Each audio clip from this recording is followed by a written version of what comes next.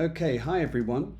This is just going to be a short tutorial to show you how to make an animated GIF like this one from your 3D model in Blender, which might be something useful as part of your project presentation document. Okay, so let's jump back into Blender. This is where we ended up last week. This is the model that we 3D printed. And what I want to do is just set up some quick rendering things, and I'm going to make a short looped animation. So first of all, let's go into render material preview mode is okay, and we're going to give this object a color. So I'm going to go into the materials properties here with the object selected.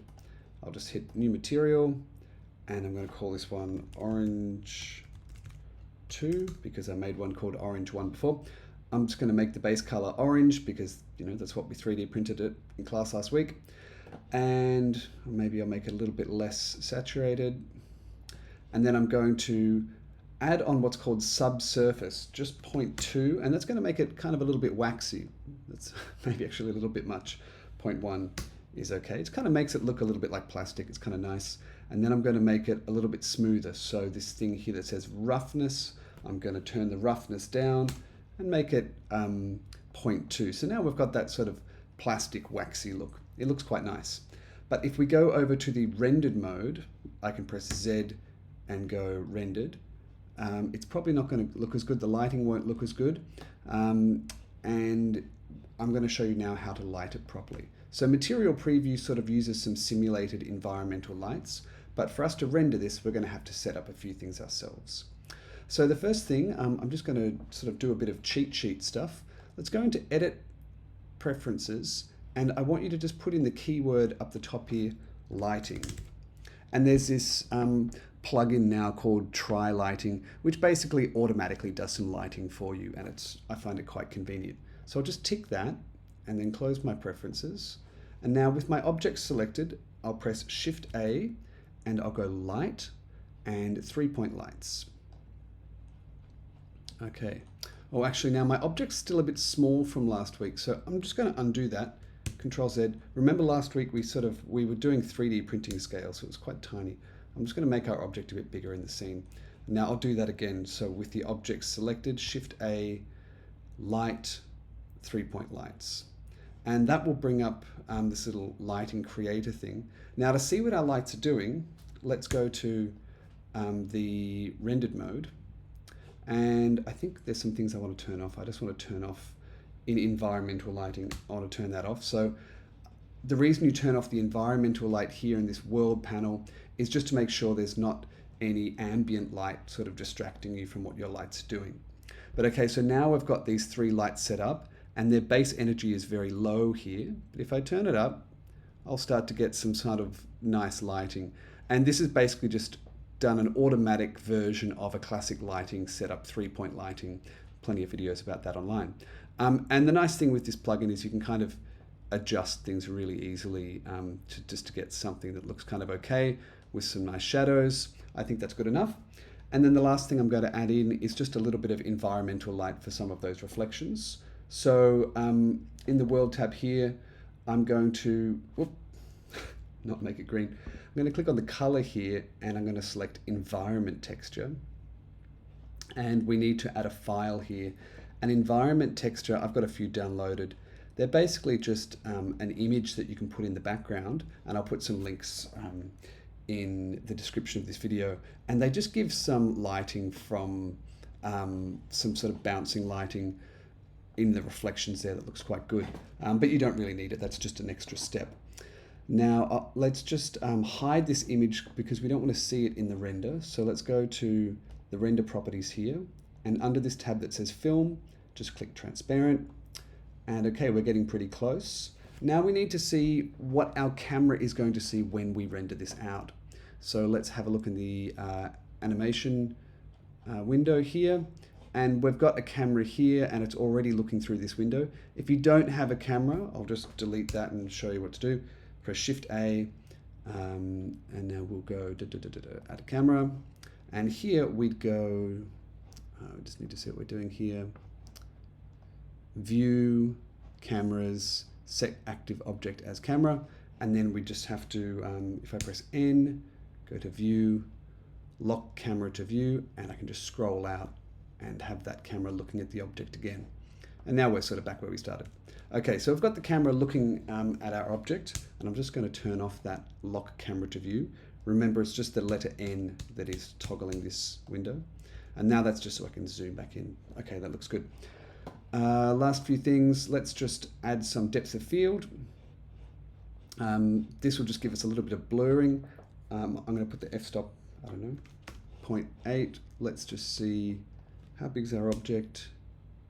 Okay, maybe we're going to need to make that depth of field a little bit longer. And now let's just have a look at a render here, render image. Okay, so it's all actually, it's too blurry. I'll put that back to 10. Maybe 10 was fine. And I'll put this to, we just want to have sort of some of the object be in focus, some of it out of focus. It just makes things look a little more kind of realistic. Okay, we could stuff around with that a bit more, but I think that'll be okay for now. Just adding a little bit of sort of extra rendering techniques. Plenty of videos on how to improve your renders. This is really just for making the GIF. Okay, so now we just need to make a looped animation. And a looped animation is one where the first frame and the last frame are the same. Now, technically, we already have a looped animation here because there's no movement at all. But we're going to add some movement here. So I'm going to make this animation shorter. So at the moment, it's 250 frames, we can see here. So I'm going to change this number to 50, just because a GIF, you don't want to have too many frames. It'll make the file size of the GIF too large. 50 is plenty. And then I'm just going to add in some animation. So on my on the part here, I'm going to put a keyframe in on the first frame just by hovering over here and pressing the letter I to insert a keyframe. And then I'm going to go to the last frame, just click here, and I'm going to type 360 on the Z rotation and then press I again. Now if I press spacebar, you'll see that we're doing a full rotation. A couple of things I'll want to add now. See how the animation is speeding up and slowing down? That's because the interpolation type of the keyframe by default is easing in and easing out, and we want that to be linear.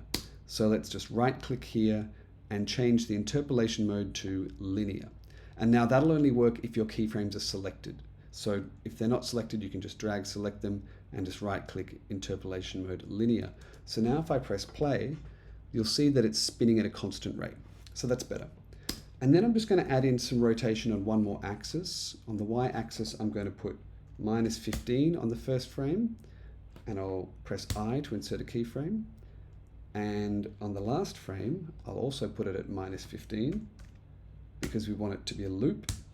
And then if I go to say frame 25, I'll just put this at +15 and insert a keyframe. So now if I go back to the beginning of my animation and press play, we've sort of got this wobbling part rotating around in space. And let's just make sure that I'll just select all these keyframes again and make sure the interpolation mode is linear for all of those keyframes. Okay, so that should give us a perfect loop. And that's all I'm going to do for this. It's a very simple animation. Now I'll just show you how to export.